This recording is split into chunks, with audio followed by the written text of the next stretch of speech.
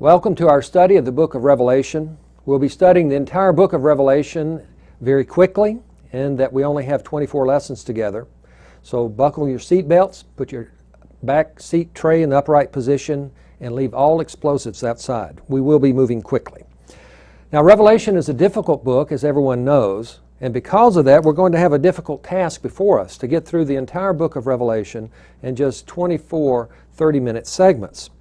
Yet, it is God's Word, and despite its difficulty, we must recognize that the book of Revelation is one of the books of the Bible which is inspired of God and profitable for doctrine, reproof, correction, and instruction in righteousness. So it's there for us to learn from and to grow by.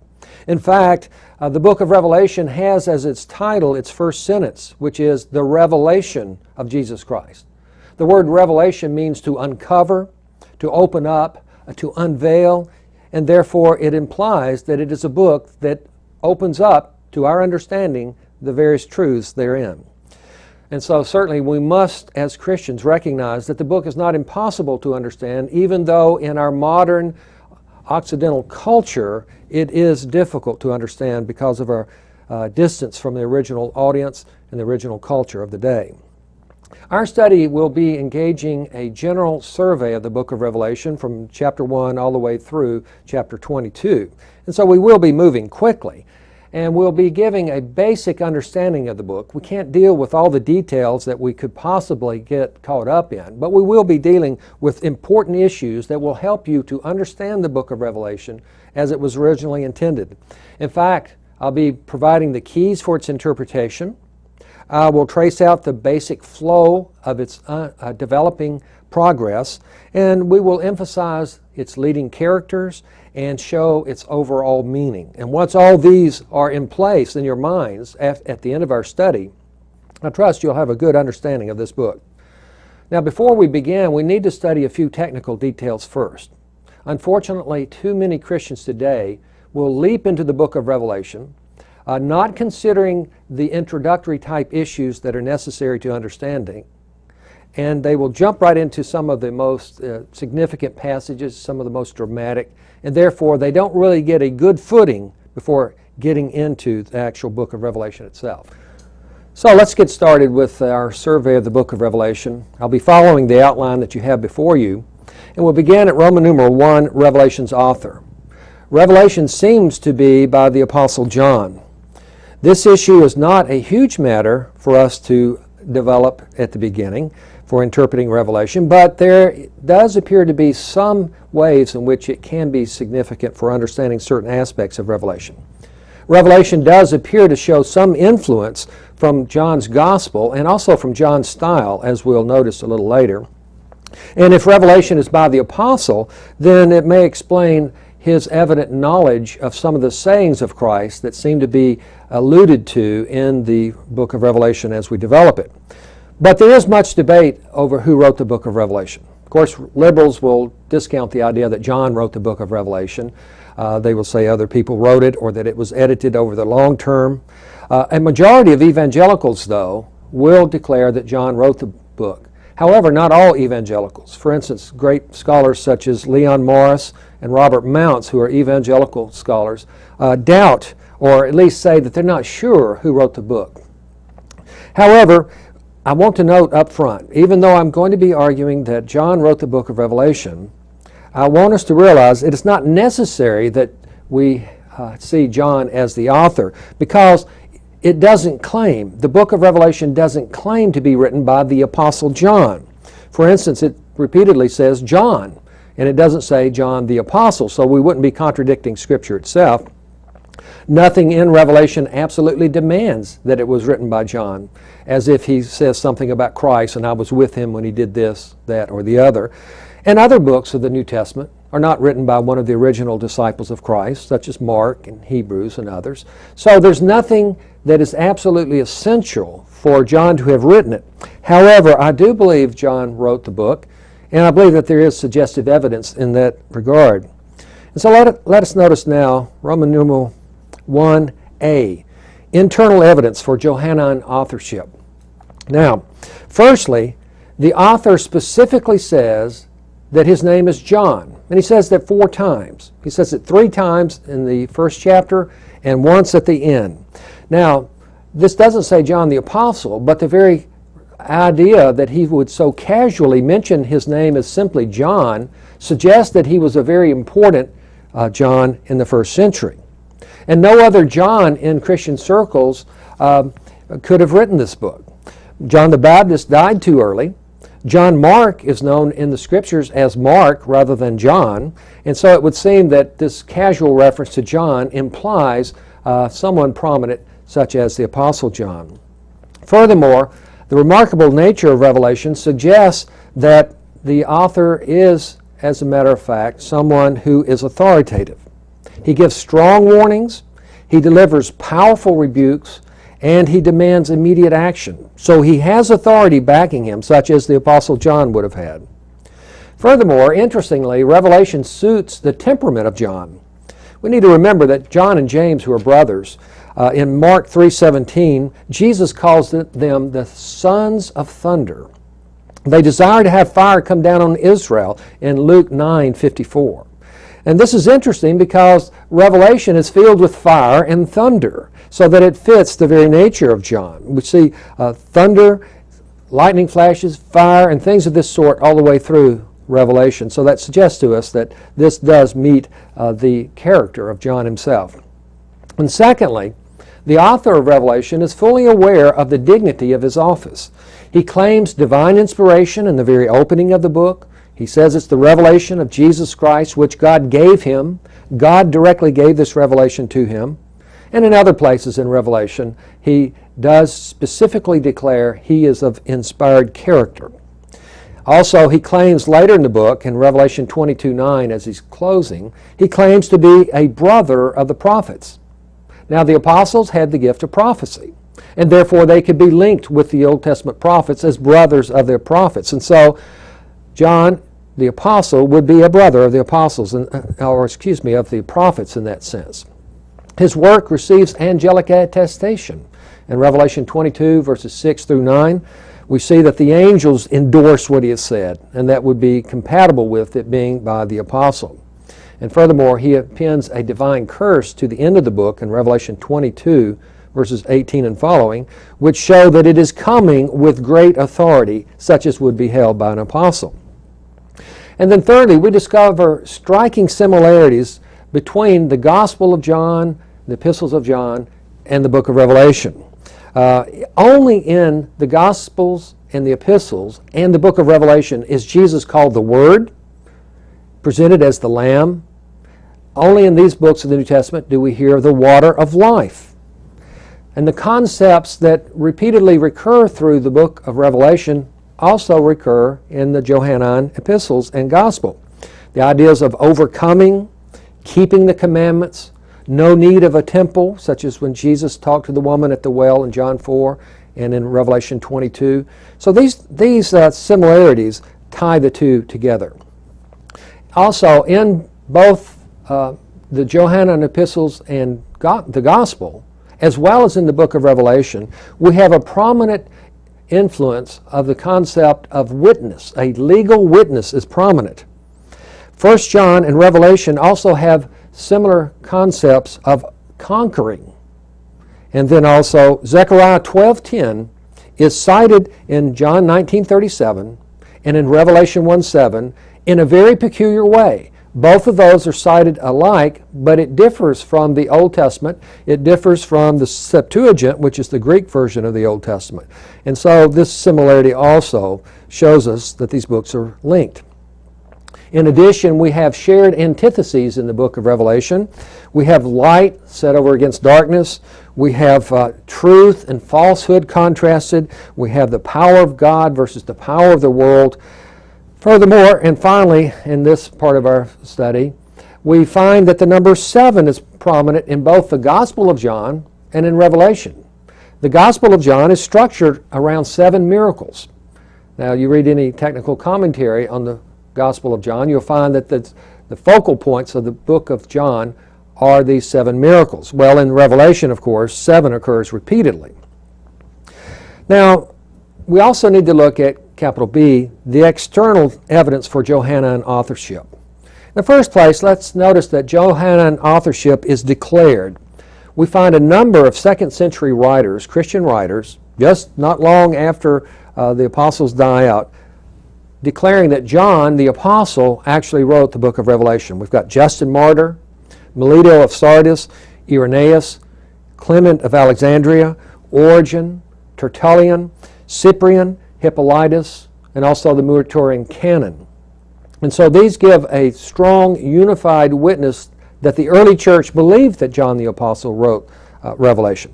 Interestingly, Melito, whom I just mentioned, is Melito of Sardis, and Sardis is one of the 7 churches to which Revelation is directed. Furthermore, Irenaeus is the bishop of Smyrna, which is one of the churches to which Revelation is directed. So this gives us real powerful evidence that John wrote the book of Revelation. It's external evidence. It's not from within Revelation itself, but from within history. And then secondly, Johannine authorship rejected. There are, of course, some dissenting voices in the early Christian church, although they're a little bit later than these second century witnesses. We've got Gaius of Rome, Eusebius, and Dionysius, who doubt that John wrote the book of Revelation. Of course, they're far outnumbered by the other scholars that I mentioned, and those others are closer in to the place that John wrote Revelation to, and also to the time in which Revelation was written. So I believe that the evidence does point to John as the author of the book of Revelation. But now we need to consider, capital C, objections to Johannine authorship. The first objection is that the author claims to be a prophet, not an apostle. However, the very nature of Revelation requires that he present himself as a prophet, since it's a book of prophecies. And so this designation, prophet, lends itself to his description of himself because of the nature of the book. And furthermore, he does not mention that he's an apostle, apparently because the churches knew him well. He just simply says John. The churches knew who he was, and he didn't have to reiterate that he was John the apostle. Furthermore, in 2nd and 3rd John, we have John presenting himself as an elder, not an apostle. And so if John can present himself as an elder, surely he can present himself as a prophet, especially in a very prophetic book. So that objection is not very noteworthy, I don't believe. And secondly, there's an objection that the author mentions the 12 apostles as if he's not one of them. In Revelation 21, verse 14, when he's talking about the foundation of the city, he talks about the names of the 12 apostles are on the walls. Well, he's merely reporting the fact that the apostles' names are on the stones. Now, he wouldn't present that and say, and hey, I'm one of those. That would not fit the flow and the character of the narrative there. So he's just mentioning a fact that the names of the 12 apostles are on the walls, and he doesn't have to intrude upon the narrative to present himself as one of those names. And so Paul, we must remember, also in Ephesians 2:20, speaks of the apostles. And if we were to use this argument against John's authorship of Revelation, we could use it against Paul when he says in Ephesians 2:20 that God's house is founded on the foundation of the apostles and the prophets. And so you see, Paul does the same thing John does. Well, thirdly, the objection that the author names himself contrary to John's practice. In other words, when we read the other works of John, he never names himself, but in Revelation he calls himself John. Well, of course, this does not exclude the possibility that John wrote. It just provides a curious deviation from his normal practice. And also, there's no personal statement or biblical principle that's being breached or violated by his mentioning his name here, so there's no reason why he couldn't do so. And also, we should notice, were it some other John, again, we would expect some kind of descriptive as to who this John is, since he's coming with such power. Well, fourthly, Revelation contains uncharacteristic emphases if it is by John. For example, in Revelation, God is presented more as a majestic creator rather than as a compassionate father, which we see so often in the Gospel of John. The Spirit is presented as the sevenfold Spirit rather than the singular Spirit of God, which makes the two differ in that regard. Well, Revelation certainly differs from the Gospel of John in these respects and some others. However, so does the purpose of Revelation. When you read Revelation, no matter who wrote it, it has a fundamentally different purpose than the book which we know as the Gospel of John. And therefore, the difference of purpose might well account for this. These characteristics, in addition, are not mutually exclusive. For instance, in the New Testament, love and justice appear in the same text. It's not as if they are mutually exclusive categories. Neither should we think that majestic Creator and compassionate Father are mutually exclusive categories. And this occurs, this merging of these opposite ideas in singular text, this occurs in John's Gospel. John 3:16, verse 36, John 9:39, and other places. We see these, what we would think as contrary emphases coming together in one text. Well, a fifth objection is that Revelation style differs very greatly from John's polished Greek style in the Gospel and in the epistles. But again, we can account for the difference here in the difference of subject matter. John is simply dealing with a different type of issue and therefore is approaching it in a different way. And furthermore, John tells us that he's in a very different psychological state. 4 times in the Revelation, he says, I was caught up, or I became in the Spirit, literally. I became in the Spirit. In Revelation 1:10, 4:2, 17:3, and 21:10. And so John is in a different psychological state, which can account for the different writing style. Furthermore, differences do not generally occur in the narrative sections of Revelation. They tend to occur in the visionary sections of Revelation. Therefore, the differences appear to be studied and deliberate rather than clumsy with an inability to use the Greek language, as some have argued. And so John is doing that for a powerful dramatic effect to grab the attention of his original audience. And in doing this, what John is actually doing is mimicking the style of the Old Testament prophets. John is writing a prophecy. As we will show in our continued study of Revelation, he's writing it regarding the destruction of Jerusalem in AD 70 and the judgment of God upon the Jews. And so he mimics the Old Testament prophets who also prophesied the Old Testament destruction of the temple and God's judgment on the Jews. And so John is intentionally copying the Old Testament prophet's style. Well, let's move along now to consider our second major point in introduction, Roman numeral 2, Revelation's date. Now, most contemporary scholars argue that John wrote around AD 95 or 96. But a growing minority of reputable scholars holds that John wrote prior to the year 70 in which the temple was destroyed. Now, I don't have time to flesh out all the ins and outs of this, but I believe that John wrote prior to the year 70, and I believe that we can see this in 3 basic lines of evidence. There are many others, of course, but I want to mention 3 for you. Capital A, the evidence from architecture. Clearly, the Jewish temple is still standing when John writes Revelation. Consider Revelation 11, verses 1 and 2. Rise and measure the temple of God, the altar and those who worship there, but leave out the court which is outside the temple, and do not measure it, for it has been given to the Gentiles. They will tread the holy city underfoot for 42 months. What temple is John speaking of? This is a key issue. And I'd like to build the argument for what we are going to be saying, that John is speaking of the first century temple. In the first place, John specifically locates the events that he's speaking of here. He says it's in the holy city. This must be Jerusalem. Jerusalem is called the holy city in Scripture on a number of occasions. Isaiah 48:2, 52:1, Daniel 9:24, Matthew 4:5, and Matthew 27:53.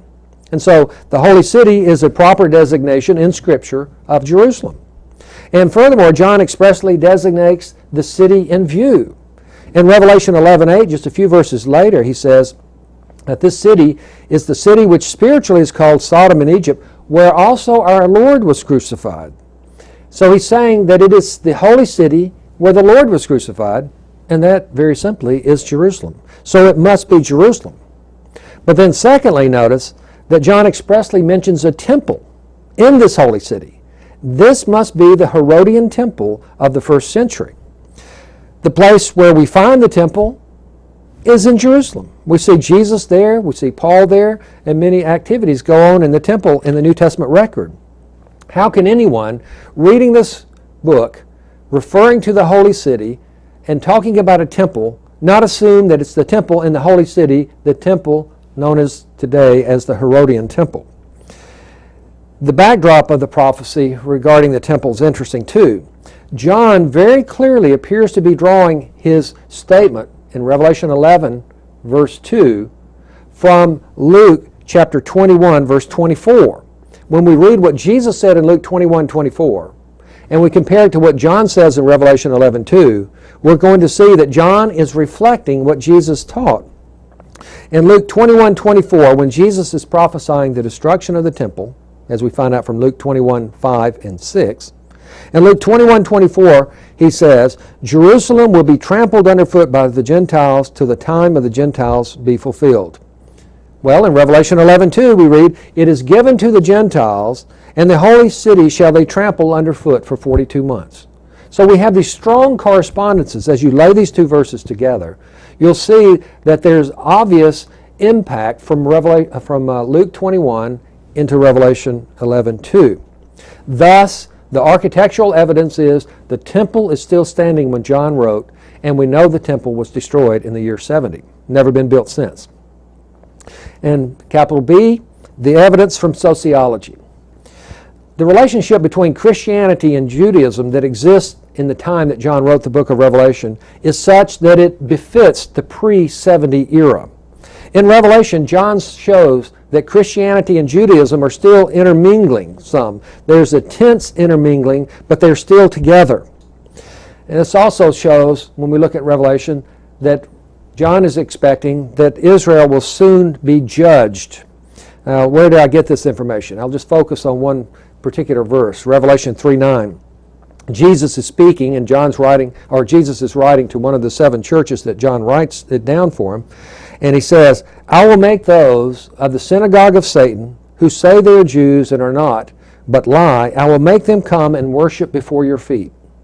Now here we need to notice that the word synagogue very obviously speaks of the Jewish place of worship and of study. It's a Jewish institution. So he's talking about Jews, the synagogue there.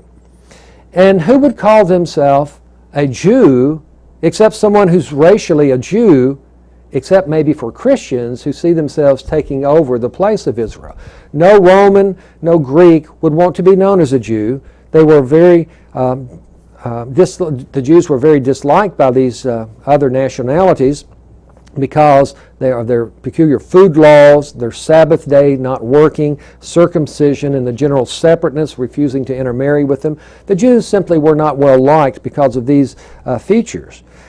So, what does that tell us? Well, in the first place, Revelation is rebuking non-Christian Jews for not being true Jews. It is rebuking non-Christian Jews for not being true Jews. They're not living up to their high calling as Jews. And so Revelation is going to be assuming that Christianity is the true Jewish faith. Christianity is laying claim to the Jewish titles. We see this in earlier books, such as Philippians 3:3, where Paul says, we Christians are the true circumcision. You Jews are not. In fact, he calls them the mutilation in that passage. We are the true circumcision. The Jew is one who is not one outwardly, but who is one of the heart, Paul says in Romans 2:28. Paul says in Galatians 3:29 that Christians are the seed of Abraham. Notice how in these early epistles of the New Testament, he's laying claim to these Jewish titles and prerogatives to show that Christianity is now taking over those functions. Well, in the year 80, or thereabouts, we're not sure of the exact date, the Jews included the denunciation of the Christians in a daily benediction. And therefore, it appears that prior to 80, the Jews and Christians were tensely intermingled, but around 80 or just a few years after that, the Jews began denouncing the Christians in their daily benedictions so that there's affected a very strong breach and an excommunication of Christianity from Israel at that time. Therefore, Revelation 3:9 declares that the Jews are not true Jews, and therefore he is speaking from within the context when Christianity and Judaism were mixed together. And secondly, Revelation also points to the approaching humiliation of the Jews.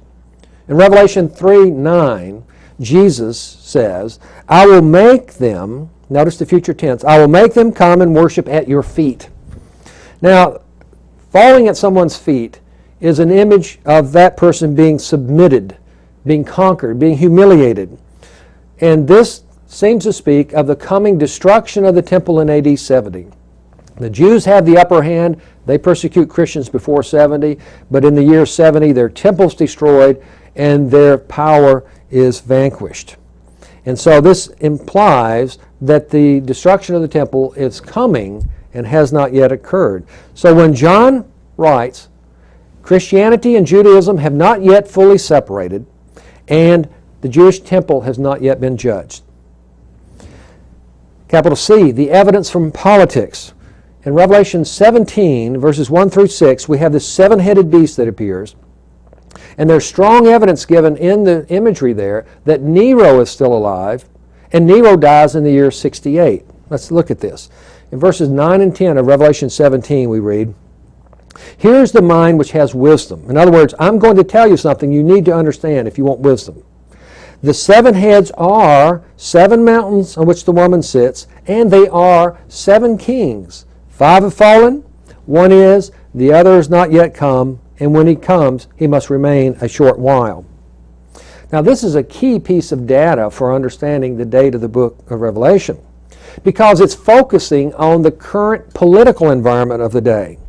He says 5 kings have fallen, one is, and one is yet to come. 5 are dead, one is alive, and one is yet to come to power and kingship.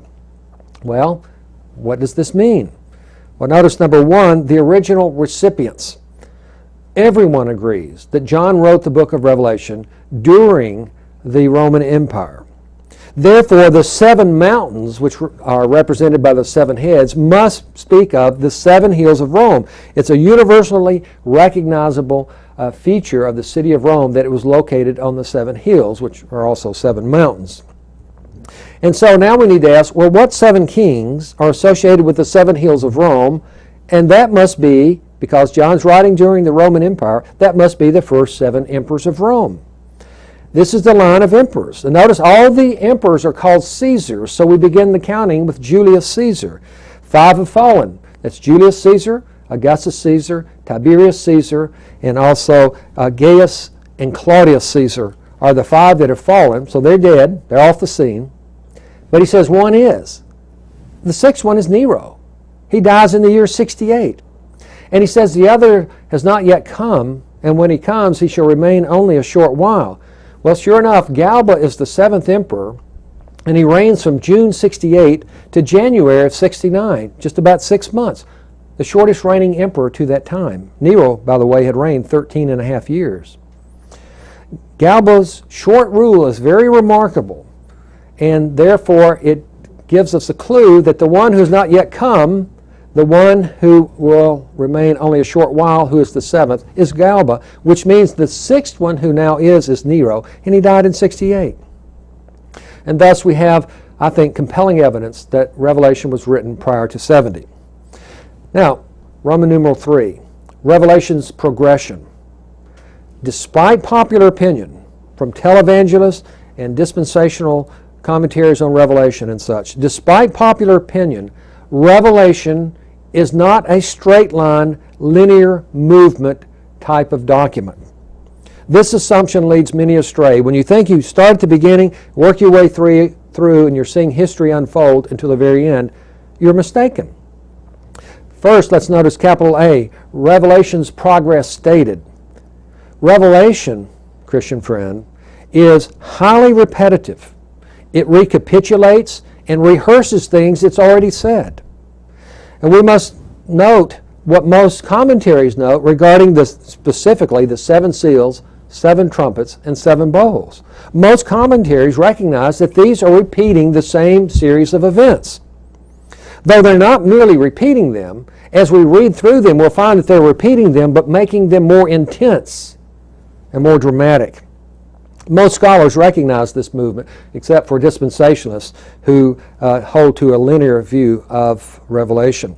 For instance, the noteworthy Greek scholar Bruce M. Metzger says, "The book involves a series of parallel, yet ever-progressing sections. These bring matters before the reader over and over again in climacteric form." Climacteric speaks of repeated climaxes. That which is climacteric is a cycle of climaxes that keep going around and around and gets tougher and tougher as it goes, even though it's looking at the same events from a different perspective. It's like a spiral staircase. It's always going around, but it's always making progress forward, but not in a linear fashion. And so by this method, John is going to be driving home in a very dramatic fashion the judgments that are to befall Israel in Revelation. Then capital B, progress illustrated. The evidence that Revelation moves in spiral fashion and repetitive fashion comes from various angles. Now, I don't have time to mention all of these, but for instance, several passages appear to be dramatic conclusions, world-ending events, but then the book of Revelation continues on. For example, in Revelation 6, very early in this 22-chapter book, Revelation 6, verses 12 and 13, we read of the sky tearing apart, stars falling, and mountains being moved. Notice what it says.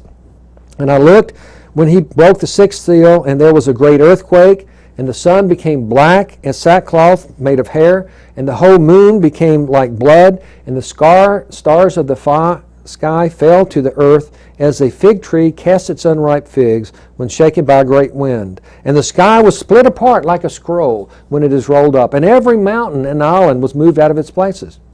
But Revelation continues for 16 more chapters. That sounds like it should be a conclusion. It sounds like the earth is destroyed with stars hitting it. But it continues on because it's recycling its visions. In Revelation 16:20, it says, "Every island fled away, and the mountains were not found." But that's already been stated in Revelation 6:14, which we just read, where it says, "Every mountain was moved." It's repeating the earlier event. And despite the fact that it's a world-ending sound, Revelation continues for 6 more chapters after Revelation 16:20. Another example is the harlot, Babylon, falls several times. In Revelation 14:8, we hear the declaration, "Fallen, fallen is Babylon the Great." Revelation 16:19, "Babylon the Great was remembered before God to give her the cup of the wine of his fierce wrath." Well, she's already fallen in chapter 14, and now she's being given the wrath of God in chapter 16. That's the same thing. In chapter 17:16, we read, "And the 10 kings which you saw, and the beast, these will hate the harlot, and will make her desolate and naked, and will eat her flesh, and will burn her up with fire." But she's already fallen twice before. What's going on? This is repetition for dramatic effect, to remind the people this judgment is coming and it is sure. Well, in conclusion, we have studied the author, the date, and the progress of the book of Revelation. The author is Christ's apostle John. He's the one who heard the Olivet Discourse, which was Jesus' own teaching regarding the coming destruction of the temple, and that's what he's repeating in the book of Revelation. The date was that John wrote this before the fall of the temple, and Revelation is anticipating the fall of the temple, as I'll develop as we go through Revelation. In the progress, we noted that it's not straightforward linear progression, but it's recapitulation, recycling of visions to dramatically underscore the fact these events are coming and they are destructive. Thank you.